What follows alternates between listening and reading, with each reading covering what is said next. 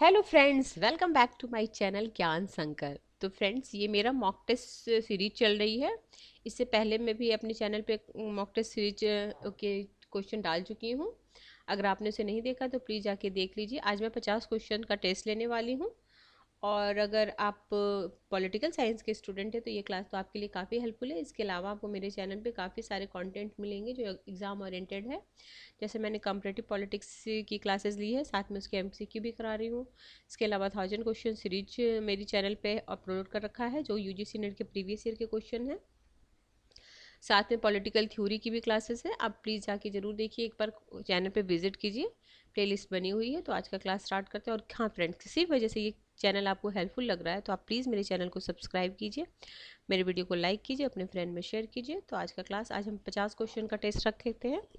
50 question मैं कराने वाली हूँ। पहला क्वेश्चन आज के क्लास का फर्स्ट क्वेश्चन है, भारत के गवर्नर जनरल। अगर फ्रेंड्स, अगर थोड़ी सी, अगर आपको विजिबिलिटी कम दिखे, अगर नहीं ठीक से दिखे, तो आप रेजोल्यूशन बढ़ा के तो देख लेना, क्योंकि इसमें थोड़ी सी प्रॉब्लम है मेरे इसमें। तो अगर आप बढ़ा के देख लोगे, मैंने भी देखा अपने मोबाइल से, तो अगर बढ़ा के देखती हो तो सही दिखता है। तो प्लीज़, क्योंकि ये क्वेश्चन काफ़ी, मतलब बहुत ही अच्छे क्वेश्चन है। तो चलो, आज भारत के राज्य के गवर्नर की शक्ति के संबंध में नीचे दिए गए कथनों पर विचार कीजिए। तो पहला कथन है, वह प्रत्येक वर्ष राज्य विधानसभा में प्रथम सत्र के प्रारंभ होने पर अभिभाषण करता है। दूसरा है, विधानसभा को उस समय किसी विचाराधीन विधेयक के संबंध में संदेश भेज सकता है।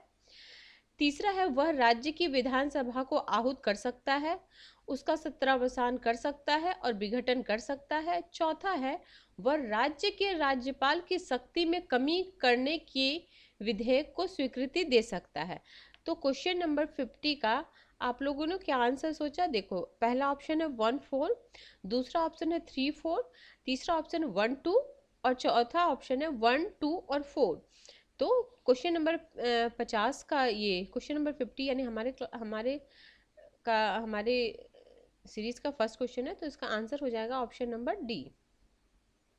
50 क्वेश्चन कराने फ्रेंड, तो मैं जल्दी जल्दी कराऊंगी, नहीं तो काफ़ी टाइम लगेगा। देखो, दूसरा क्वेश्चन है, भारत, अगर आपको लगता है कि मैं तेजी हूँ तो आप वीडियो को रोक के आप खुद से पढ़ के फिर उसका आंसर लगाओ।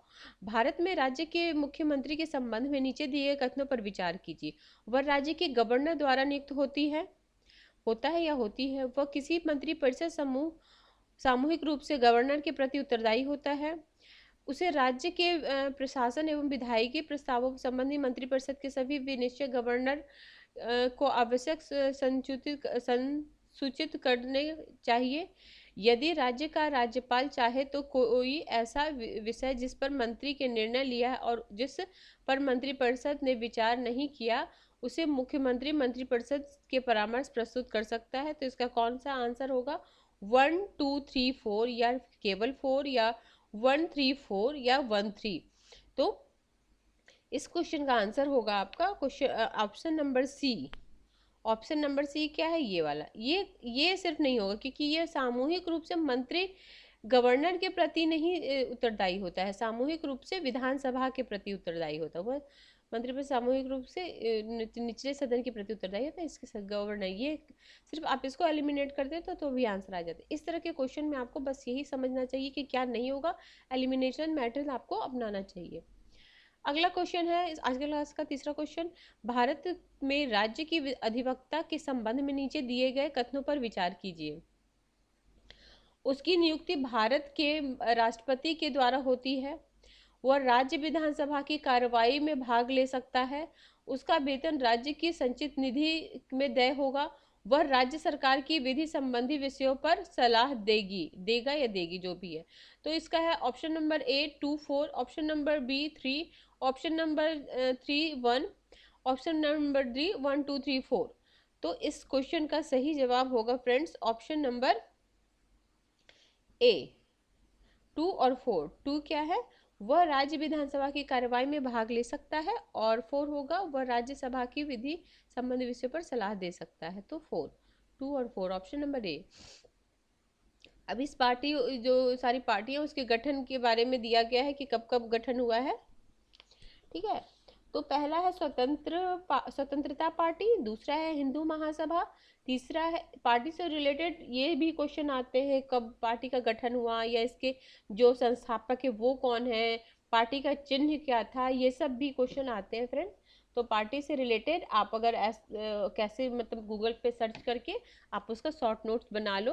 पहले तो संस्थापक रीजनल पार्टी जितने भी हैं, सारे रीजनल नहीं तो जो जो एग्जामों में आपने देखा होगा प्रीवियस ईयर में कुछ कुछ जो है आते हैं वो उसका, और जो राष्ट्रीय पार्टी उसका तो आपको पता होना ही चाहिए कि क्या उसका चिन्ह है और कौन उसके संस्थापक हैं। तो आपको कमेंट बॉक्स में ये बताना कि अभी वर्तमान में कितने राष्ट्रीय पार्टी हैं, नेशनल पार्टी। अगला है ये तो अब हम करते हैं स्वतंत्रता पार्टी, हिंदू महासभा, भारतीय साम्यवादी दल और भारतीय जनसंघ। तो इसका आंसर हो जाएगा फ्रेंड्स 53 है ना हमारे, तो इसका आंसर हो जाएगा डी। तो डी कैसे हो जाएगा, सबसे पहले ये सेकंड, तो सेकंड है हमारा हिंदू महासभा। तो हिंदू महासभा का 1916 में हुआ था। फिर है साम्यवादी दल 1924, साम्यवादी दल यानी तीसरा, दूसरा के बाद तीसरा। फिर चौथा है भारतीय जनसंघ, तो भारतीय जनसंघ 1951 में।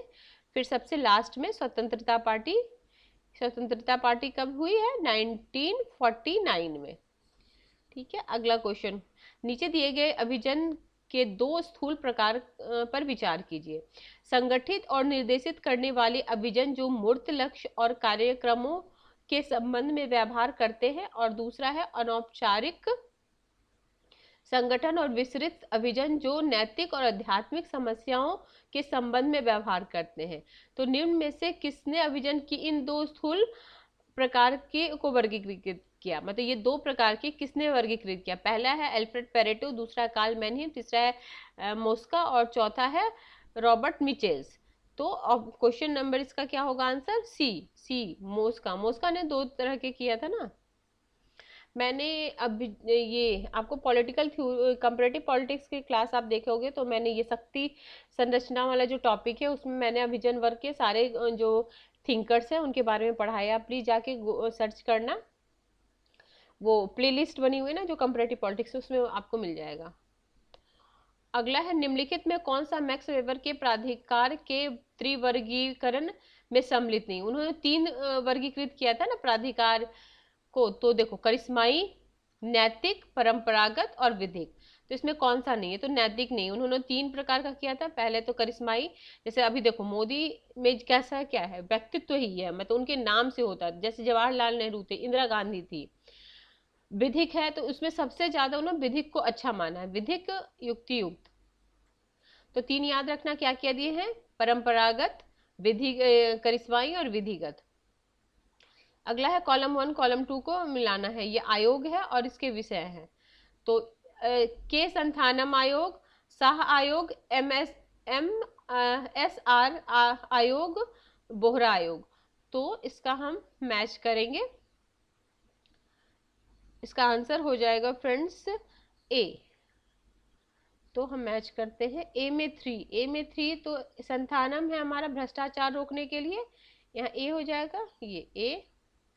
फिर है अगला है बी शाह आयोग। शाह आयोग किसके लिए बना था, शाह आयोग आपके आपातकाल के दौरान की गई ज्यादतियां, आपातकाल के दौरान बहुत सारे जो काम वो हुए थे उसके लिए शाह आयोग का गठन किया गया था। फिर है SR दास आयोग। तो SR दास आयोग, ये एम करुणानिधि की गिरफ्तारी, एम करुणानिधि की गिरफ्तारी फिफ्थ। और फिर हो गया आपका सॉरी सी का 4, ये सी का 4 हो जाएगा ना, प्रताप सिंह कौर के खिलाफ आरोप ये। और बोहरा, एक मिनट, बोहरा क्या होगा, राजनीतिक अपराधीकरण। ठीक है, अगला क्वेश्चन है निम्नलिखित में अल्प विकसित के विकास के विषय में जुड़ा हुआ। अल्प विकसित के विकास के रूप में कौन जुड़े हुए हैं, तो आंद्रे गुंद्रे फ्रैंक जुड़े हुए हैं। अगला है निम्नलिखित में किसका कथन है कि तृतीय विश्व से समाज में राज्य एक वर्ग का साधन नहीं बल्कि राज्य अपेक्षाकृत स्वायत्त, साथ ही साथ सामाजिक व्यवस्था के वो बनाए रखने के लिए उन सभी की ओर से कार्य करते हैं, वह प्रतिस्पर्धा वर्ग के हितों के बीच मध्यस्थता करते हैं। तो इस समय की पॉइंट देखो, तृतीय विश्व से समाज के राज्य एक वर्ग का साधन नहीं बल्कि एक अपेक्षाकृत स्वायत्त साथ साथ सामाजिक व्यवस्था को बनाए रखने के लिए उन सभी की ओर से कार्य करते हैं। ऐसा किसने कहा था? तो हो जाएगा हम्ज अलवी, अलवी, हम्ज अलवी, हम्ज अलवी। अगला है मैच द फॉलोइंग है, ये आंदोलन है और व्यक्ति है, किससे कौन जुड़ा हुआ है। तो सबसे पहले आपको सुंदर लाल बहुगुणा तो पता होगा, तो सबसे आप चिपको आंदोलन लगा लो, तो डी का सेकंड हो जाएगा। तो चलो डी के सेकंड में 2 है और ए में तीसरा है किसान। शरद जोशी है आपका किसान, किसान आंदोलन, ठीक है। इसका आंसर है आपका ए, ठीक है, 50 ए का। देखो ये हो जाएगा 4 दंतोपंथ थेगरी, तो ये है आपका कामगार, कामगार आंदोलन, ये 4th हो जाएंगे। दंत जो देखो अब इसमें से जो आपके लिए एकदम अननोन है उसको आप नोट डाउन कर लो। फिर है निर्मला देश पांडे, ये है गांधीवादी आंदोलन, नहीं ये हो जाएंगे सी का, हाँ गांधीवादी आंदोलन, इसका आंसर ए है, तो ये हो जाएंगी गांधीवादी आंदोलन। फिर से मैं एक बार बता देती हूँ, देखो शरद जोशी हैं आपके किसान आंदोलन, दंतोपंथ थेगरी हैं आपके कामगार आंदोलन, निर्मला देश पांडे है गांधीवादी आंदोलन, और सुंदरलाल बहुगुणा तो पता ही है चिपको आंदोलन। अगला है निम्नलिखित में कौन AITUC के प्रथम अध्यक्ष रहे हैं? ये कौन प्रथम अध्यक्ष रहे हैं?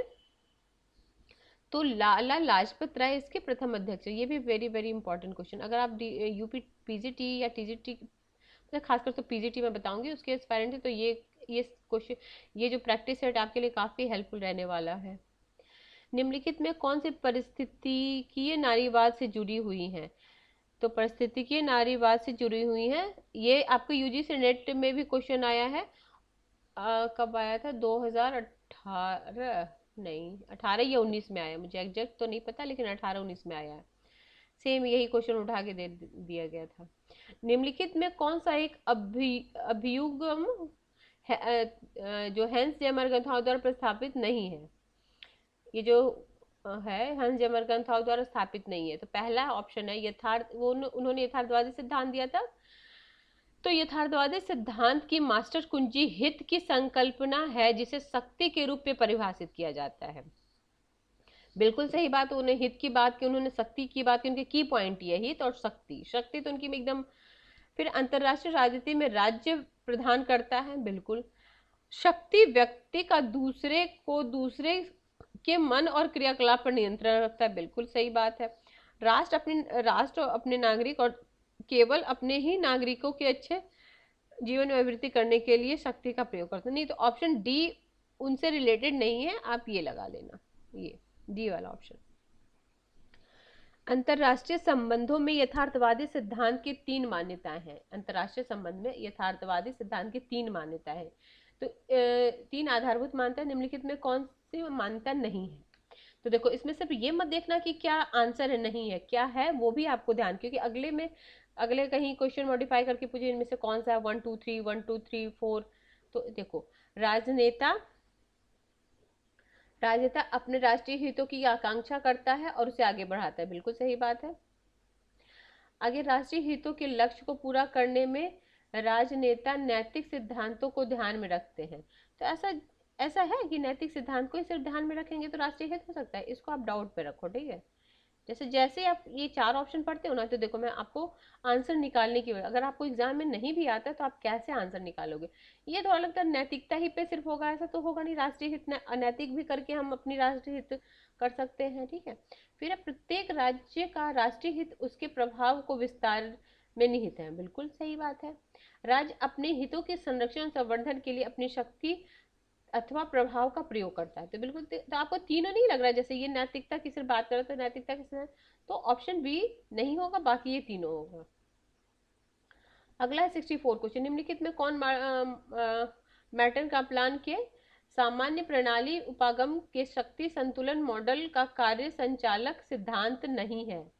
कार्य संचालक सिद्धांत नहीं है, तो इसमें 3 होगा, एक नहीं होगा, तो यही पूछ रहा है ना, ठीक है। निम्नलिखित में कौन एक मार्टिन कैप्लान के सामान्य प्रणाली उपागम शक्ति संतुलन मॉडल का कार्य संचालक सिद्धांत नहीं है? तो आंसर इसका है सी। कौन सा? एक मिनट। एक परास्त राष्ट्र व्यवस्था में पुनः प्रवेश को अनुमति नहीं देता, ये वाला आंसर है। अब एक बार मैं तीनों को पढ़ के जो उनके हिसाब से है, देखो, राष्ट्र किसी एक राष्ट्र अथवा राष्ट्रों के संगठन द्वारा प्रबल स्थिति हासिल करने का विरोध करते हैं। प्रत्येक राष्ट्र बिना युद्ध किए अपनी शक्ति को बढ़ाने का प्रयास करते हैं। प्रत्येक राष्ट्र यहाँ तक कि युद्ध को जोखिम लेकर भी अपने राष्ट्र के हित को संरक्षित करते हैं। तो इसका ऑप्शन नंबर सी हो जाएगा। क्वेश्चन, नेक्स्ट क्वेश्चन, निम्नलिखित में कौन मार्टिन कप्लान द्वारा परिभाषित असंगठित द्विध्रुवीय व्यवस्था और सहत द्विध्रुवीय व्यवस्था का के मध्य अंतर के संबंध में कौन सा कथन सही नहीं है? तो इसका आंसर हो जाएगा आपका फ्रेंड ऑप्शन नंबर सी। पहले मैं पढ़ाती। गुटेतर राष्ट्रीयकर्ता और सार्वभौमिककर्ता जो कि असंगठित द्विध्रुवीय व्यवस्था में महत्वपूर्ण भूमिका निभाते हैं, वे सहित द्विध्रुवीय व्यवस्था में या तो लुप्त हो जाएंगे या फिर महत्वपूर्ण नहीं रह जाएंगे।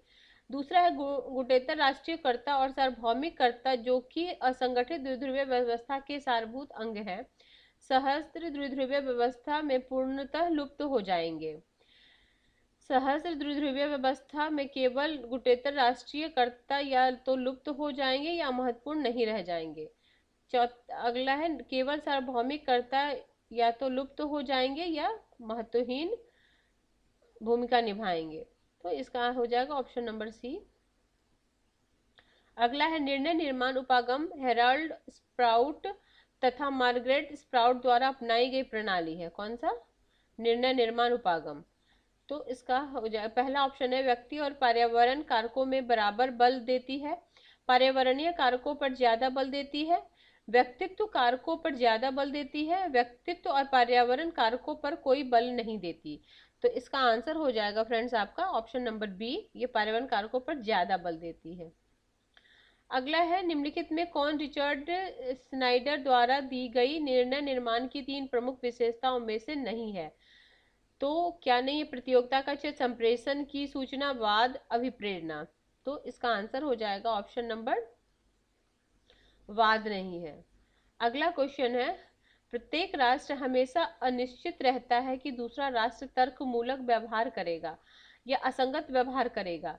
दूसरों की सच्ची मंशा पर निर्भर रहना बहुत कम संभव है, इसलिए राष्ट्र सामान्यतः तर्कमूलक तरीके से व्यवहार नहीं करते। इस स्थिति में निम्न में से कौन एक मॉडल लागू होता है?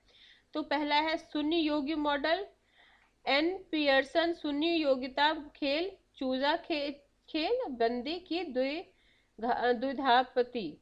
तो इसका आंसर हो जाएगा 68 का यही, ये वाला ऑप्शन नंबर डी। आप फ्रेंड्स ये 2 से 3 बार जितना आता है तो अच्छी बात, नहीं तो 2 से 3 बार ये वीडियो देखना, और इसमें एक एक क्वेश्चन इतने मोस्ट इंपॉर्टेंट है, कहीं कहीं नहीं एग्जामों में आए हुए क्वेश्चन है, तो आपके एग्जाम में काफी हेल्प करने वाला है ये क्वेश्चन।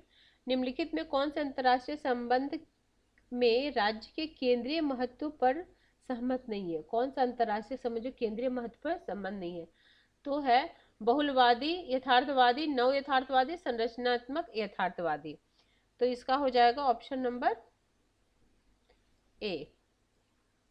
अगला है निम्नलिखित कथनों पर विचार कीजिए। भूमंडलीकरण की विशेषता क्या है? सामाजिक संबंध राष्ट्र राज्यों तक सीमित। दूसरा, सूचना एवं संचार में तीव्र परिवर्तन। उत्पादन और संस्कृति की प्रक्रियाओं की अन्योन्याश्रित तथा अंतः मिश्रण। एक भूमंडलीय आधार संरचना, संप्रेषण, जल तंत्र और वित्तीय संस्थाएं। तो इसका हो जाएगा 70 का आपका हो जाएगा डी। डी 2 मतलब पहला हट जाएगा, बाकी 2, 3, 4। अगला है निम्नलिखित में कौन एक नव उदारवाद का प्रमुख तर्क है? नहीं है, ठीक है। नव बाकी 3 तर्क नव उदारवाद से संबंधित है, एक नहीं है। पहला है बाजार संसाधनों का सर्वोत्तम इस्तेमाल करता है। दूसरा है वरण के परास में को मजबूत करने के लिए सक्षम कार्य संसाधन व्यक्ति और समूह को प्रदान करने के लिए जाने चाहिए। तीसरा है एक योजनाबद्ध अर्थव्यवस्था अकुशल और अपव्ययी होती है। अगला है निजी क्षेत्र में प्रभुत्व प्रणाली अर्थव्यवस्था में उत्पादन और प्रयोग में ज्ञान और प्रौद्योगिकी का विनियोजन अव्यवहित अपेक्षाकृत अधिक प्रभावी होता है। तो 71 का आपका हो जाएगा सी। ये नहीं होता एक योजनाबद्ध अर्थव्यवस्था अकुशल और अपव्ययी होता है, ऐसा थोड़ी होगा। देखो ये तो क्वेश्चन पढ़ के आप आंसर दे कि एक योजनाबद्ध अगर अर्थव्यवस्था होगा तो वो अकुशल और अपव्ययी होती है, ऐसा तो नहीं होगा। तो कुछ क्वेश्चन तो आप भले ही क्वेश्चन बड़े लगते हैं बट आप आराम से स्लोली पढ़ के इसको आंसर को सही लगा सकते हो। अगला है 72 क्वेश्चन, निम्नलिखित में कौन एक प्रक्रिया संरचनात्मक सामंजस्य का भाग नहीं है? व्यापार और सीमा शुल्क पर नियंत्रण ढीला होना, मुद्रा विनिमय को सुलभ बनाना, विनिवेश निर्माण को लेने के बजाय बाजार के लिए ज्यादा गुंजाइश छोड़ना, सरकारी क्षेत्र में कर्मचारियों के वेतन को पुनर्गठित करना। तो 72 का हो जाएगा आंसर आपका ऑप्शन नंबर सी, निवेश निर्णय को लेने में बाजार के लिए ज्यादा गुंजाइश छोड़ना। अगला क्वेश्चन है 73 क्वेश्चन है, मैच द फॉलोइंग है।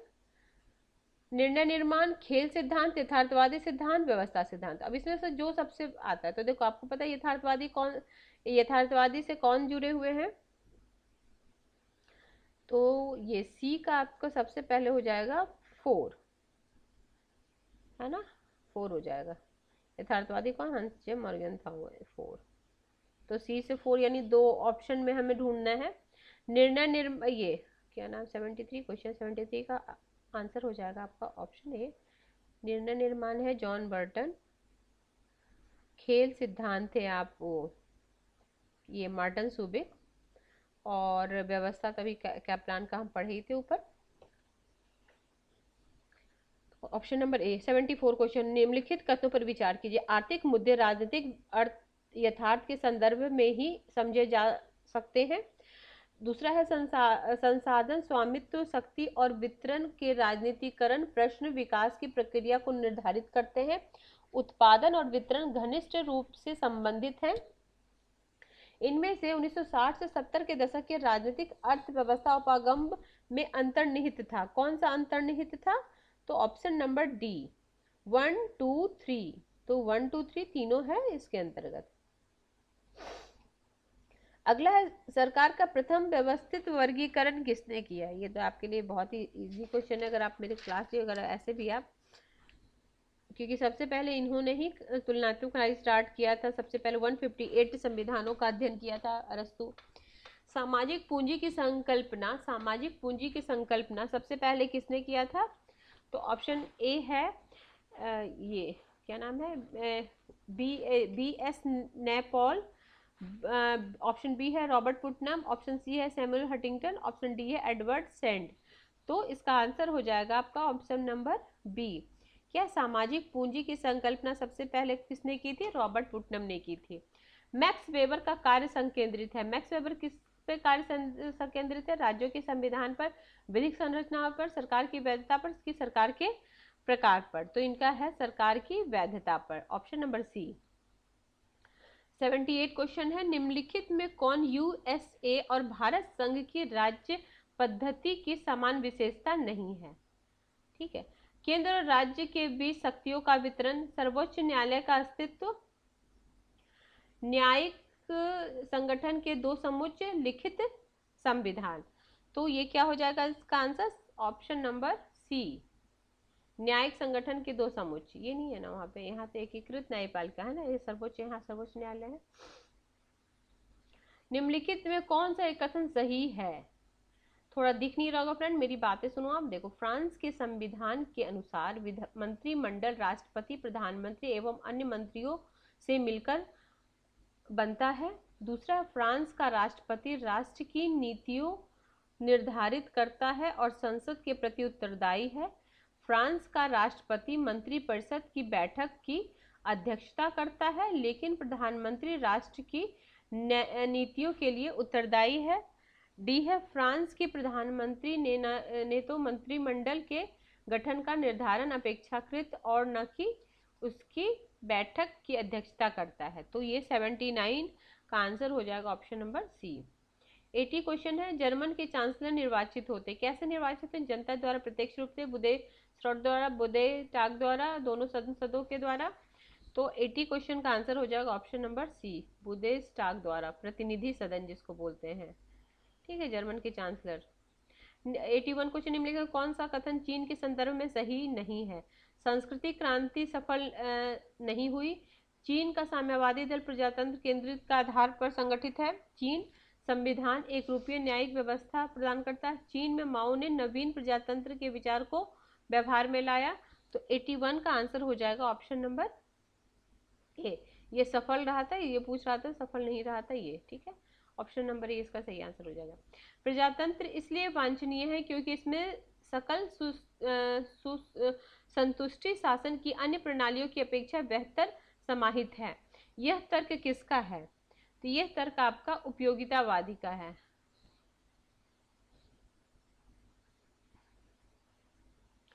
अगला है, निम्नलिखित में कौन समझ राजनीतिक विज्ञान के विषय क्षेत्र में परिभाषित करता है? राज्य सरकार, विधि, प्रथा, संस्कृति, संप्रभुता सरकार, राजनीतिक दल और सामाजिक वर्ग। फिर है राज्य सरकार, विधि, सभ्य समाज, राजनीतिक दल। फिर है राजनीतिक राज्य, मूल्य, सरकार, निर्णय निर्माण और राजनीतिक दल। तो ये आपका 83 का आंसर हो जाएगा ऑप्शन नंबर सी।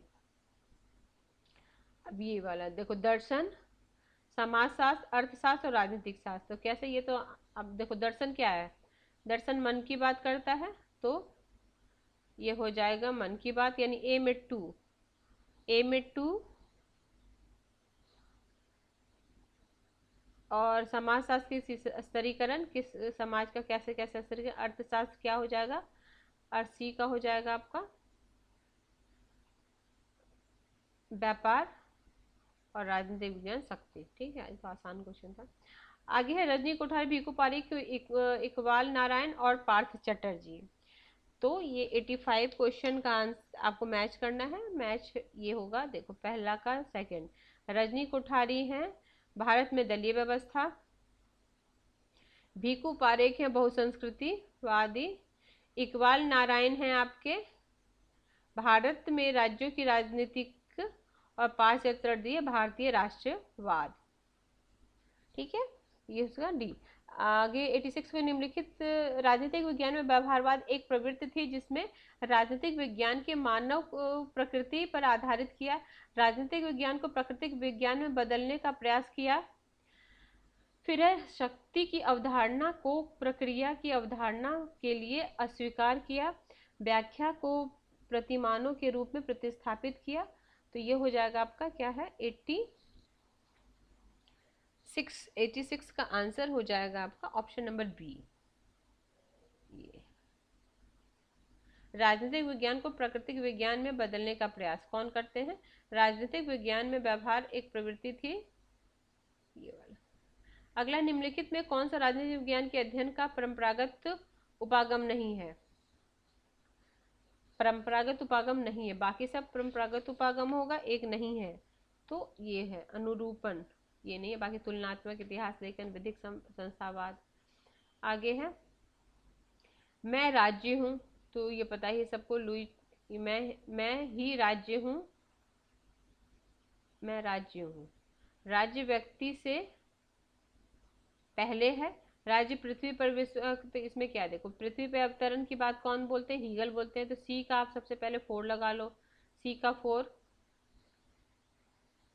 ठीक है, फिर ए, मैं ही राज्य हूँ, देखो गलत दिया, लुई 14वां बोला था, ये 16वां दिया, ऑप्शन ही गलत है। देखो ये 16वां नहीं होगा, या 14 कर लेना खुद से। लुई 16वां नहीं बोला था, मैं ही राज्य हूँ ये बोले थे लुई 14वां। ठीक है, राज्य व्यक्ति को से पहले ये अरस्तु बोलते हैं, बृहद रूप बोलते हैं प्लेटो, और ये तो पता ही है आपको पृथ्वी का अपतन। ऑप्शन इसके हिसाब से ऑप्शन नंबर क्या है, क्वेश्चन नंबर 88, ऑप्शन नंबर ए, मैं ही राज्य हूँ, ये लुई 14वां बोलते हैं। सभ्य समाज राजनीतिक चिंतन में एक केंद्रीय व्यवस्था है, व्यवस्था नहीं है। तो इस, ये कौन बोले थे? ये बोले थे option number B, Bentham. Bentham समाज को व्यर्थ कहा करते थे। सभ्य समाज राजनीतिक चिंतन की केंद्रीय अवधारणा नहीं है, ये बेंथम। 90 क्वेश्चन, निम्नलिखित में किस एक शासक की शक्ति को वैधता प्रदान नहीं करती? तो कौन सी वैधता? करिश्माएं, प्रथा, परंपराएं, तर्क और विचार, धन। तो कौन सा नहीं करता फ्रेंड्स? ये ना, धन। मॉर्गनथाउ ने, ये मैक्स वेबर में जो 3 वैधता बताई थी, करिश्माई, परंपरा और तर्क बुद्धि विचारशील। निम्नलिखित में कौन से एक संकल्पना नागरिक को प्रजा होने से भिन्न करती है? क्या नागरिक को प्रजा होने से भिन्न करती है? तो अधिकार। अगला है 92, बेनेडिक्ट एंडरसन के राष्ट्र की विशेषता बताई है। क्या विशेषता बताई है उन्होंने? तो उन्होंने बताई एक कल्पित समुदाय के रूप में देशीकरण के द्वारा नागरिक समाज प्राप्त करने का अधिकार आधार है। देशीकरण के द्वारा जो नागरिकता प्राप्त होती है वो चयन के आधार पे होती है, जन्म से नहीं बल प्रयोग से नहीं, चयन के आधार पे। ये 93 देशीकरण। अगला है मैच द फॉलोइंग है, पॉल कैनेडी, महातिर मोहम्मद और सिंतो सिहामा, नैपॉल और हंटिंगटन। हंटिंगटन का तो आपको पता है the clash of civilisation.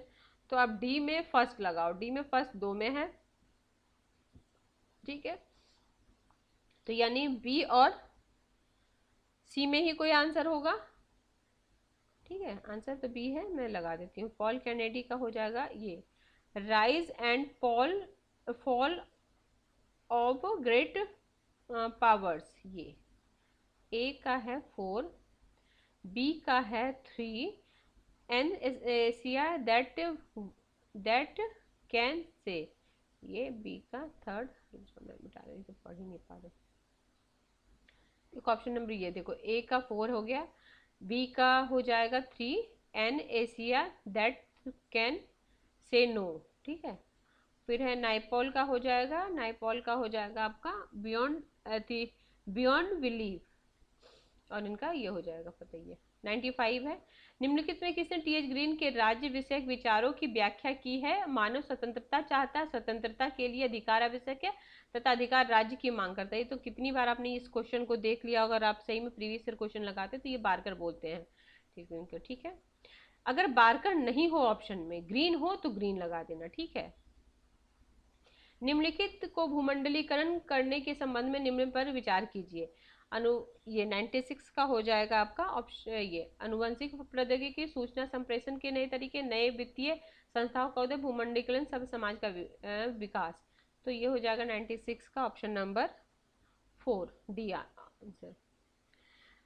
Sorry D है तो सॉरी रुक जाओ, मैं सोची ऐसे, 1 मिनट, ये है डी है ना इसका आंसर, तो रुक जाओ इसमें। तो डी में हो जाएगा, सारे सही है, ठीक है। देख लो एक बार फिर से क्वेश्चन देखते हैं। विश्व के भूमंडलीकरण के संबंध में निम्न पर विचार कीजिए। अनुषंगी प्रौद्योगिकी, सूचना संप्रेषण के नए तरीके, नई वित्तीय संस्थाओं का उदय, भूमंडलीय सभ्य समाज का विकास। तो ये चारों है विश्व भूमंडलीकरण के विचार, ठीक है। Option number 1 2 3 4। अगला है 97, मानव अधिकार की धारणा की निम्न में से किस एक परिप्रेक्ष्य में आलोचना की गई है? तो सार्वभौमिकतावाद, सांस्कृतिक पहचान, पंथ निरपेक्षता, व्यक्तिवाद। तो इसका आंसर हो जाएगा ऑप्शन नंबर बी, पंथ निरपेक्षतावाद। 98 क्वेश्चन है, 3 प्रमुख संविदावादी के अतिरिक्त में से क्रमशः निम्नलिखित में प्राकृतिक अधिकार के सिद्धांत दिए हैं, उसको अस्वीकार किया है। कौन है जो इन्होंने प्राकृतिक अधिकार को अस्वीकार किया? 98 का हो जाए पेन और बेंथम, इन्होंने प्राकृतिक अधिकार को अस्वीकार किया। बकवास बोलते हैं बेंथम तो। विधि का शासन किस प्रकार की समानता को प्रतिष्ठित करता है? तो विधि का जो शासन है वो आपका प्रक्रियात्मक, ये वाला भी क्वेश्चन आया हुआ क्वेश्चन है।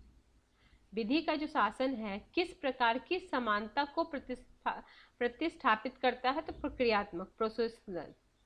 रॉल्स की न्याय का धारणा है समाजवादी, उपयोगितावादी, समुदायवादी या फिर उदारवादी, तो समुदायवादी है। तो फ्रेंड्स, आज हमने 50 क्वेश्चन किए मोस्ट इंपॉर्टेंट। अगर आपको किसी वजह से ये क्लास हेल्पफुल लग रही है, अगर आपके प्रिपरेशन में थोड़ी भी हेल्प कर रही है, तो आप प्लीज़ मेरे चैनल को सब्सक्राइब कीजिए, मेरे वीडियो को लाइक कीजिए, अपने फ्रेंड में शेयर कीजिए। Till then bye bye, see you in next video.